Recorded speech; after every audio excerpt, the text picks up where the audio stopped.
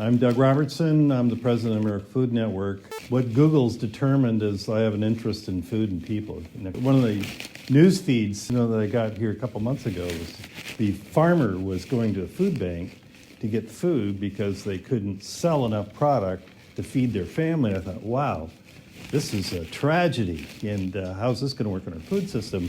And my wife's a teacher, and so being with her and her social groups and school administrators, and I listen to the chatter all the time. They're barking in my ear about, all the kids in the free and reduced lunch. And in fact, I'm from Ferndale, and one of the statistics, I think there's about 2,500 students in the Ferndale School District that are on free and reduced lunch. Well, you add a couple parents to that, suddenly here's 7,500 people on free and reduced lunch.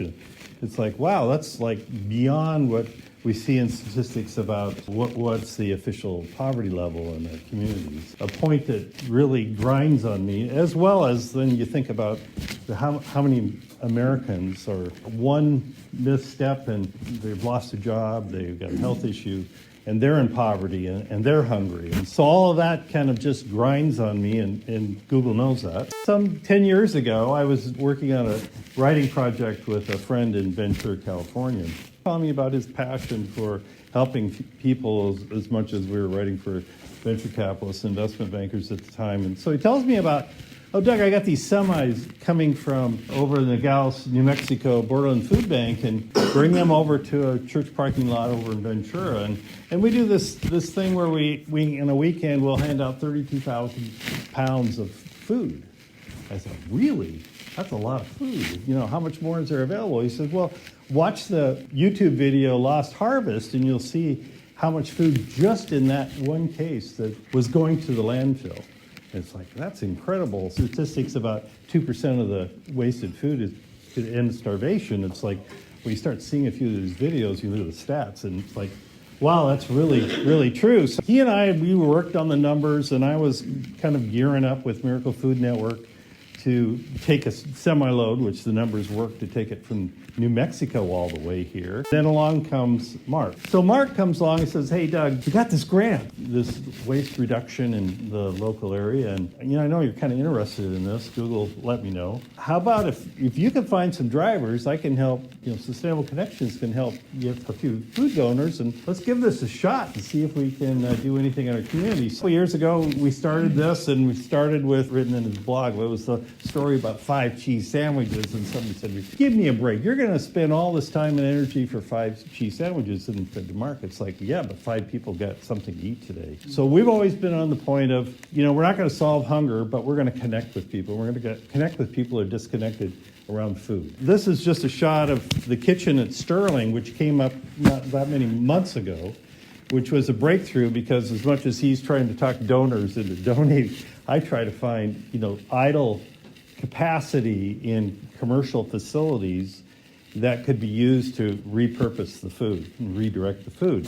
And it's taken me a long time and a lot of talk to even get to where we started with this one and now have more what are church kitchens, idle church kitchens, which are already used to serving a lot of people, accessible for us to bring in food from donors. Sometimes it's already packaged. Food Co-op's a great one for that.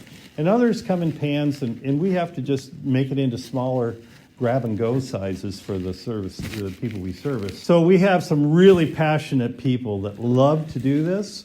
And actually, both Brandy and her volunteers and our volunteers, there's a lineup of volunteers that want to do this because they have a lot of fun. In fact, there was one day, we were working in the kitchen repackaging, and volunteers were saying, it'd be nice if we had live music. Well, somebody in another room starts singing, and then pretty soon we got the Mormon missionary boys singing on the sandwich line. And so it's like food. Everybody has a good time and really enjoys doing it, really something with purpose. I have to tell this story because this is an example of what happens on the distribution side, because what I really look for is somebody that's on the front line, passionate about serving their neighborhoods. I'm watching on one of the Facebook group. I'm noticing there's a guy that, he has some opinions about politics. He has opinions about corporate America.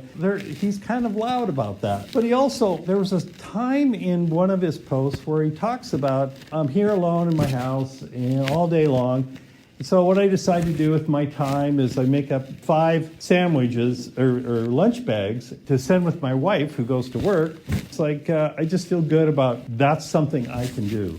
And I think Bellingham Technical College had made a pretty big donation and decided to reach out to him, even though some of my friends said, he's a nut job. Don't bother going to him, but don't judge a book by its cover, right? So I decided, I got a couple boxes of food and messaged him, said, hey, listen, can I come sit with you? I want to see if you can do something with food, more with food, if you had some more. So I come to his house, knock on his door. I hear the dogs come, and I'm thinking, oh boy, what am I in for? And he opens up the door, and here's Scott in a wheelchair, framed by 2 Great Danes. I mean, these are big dogs, and they're staring me down.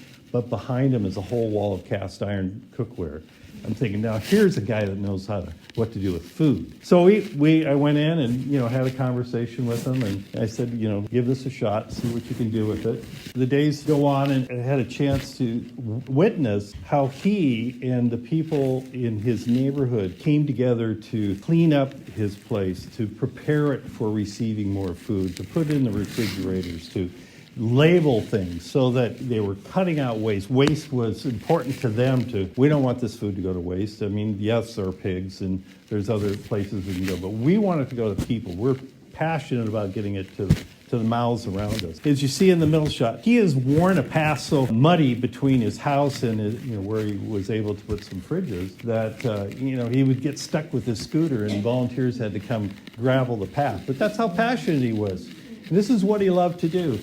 We had an instance where, there was a truckload of produce that could not get across the border, and I got a call and I said, hey, Doug, you wanted a couple pallets of, fancy wrapped plums that were high-end. I mean, it was just something that the customs would not allow across the border for whatever reason. I said, well, sure. So I call up Scott and I said, listen, Scott, this might be a big order for you, but do you think you could move some of the plums?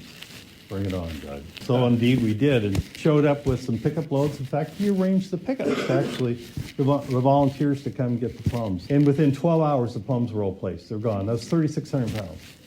Just like that. Boom, gone. What we learned from Scott, and as we went on and got into packaging more, work from the Sterling Kitchen, and trying to match with these communities where people on the front lines, they were connected. They knew what that audience wanted and what they needed, and we could start to match this and tune this.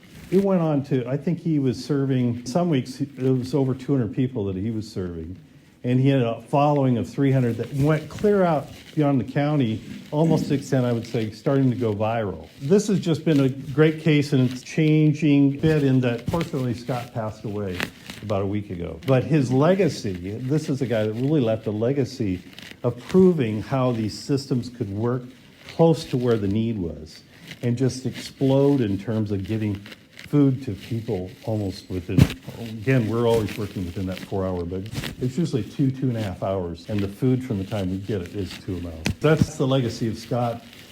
He's really helped us all really learn how to get this to the mouths. And my premise is, when the food's good, people show up. It's a lot of fun to work with all the donors because particularly, the caterers, BTC, and some of the others, we get some really good food sometimes. And it's really fun to see that go through and then go to people that never think that they would ever deserve this. So that's a great thing. The volunteers delight, because I always say if you got a bad day, I say just think you're delivering a smile on a plate today, and that's like everybody cheers up when you hand them a plate of food. Certainly our volunteers get passionate about this because they're doing something that's valuable to them, they care about their neighbors. They're able to do it this way. And I say, be a good steward to everyone. Don't let things go to waste. And that's people, food, and whatever other resource that you have at your hands. Let's not let it go to waste. Let's talk to each other. Let's collaborate.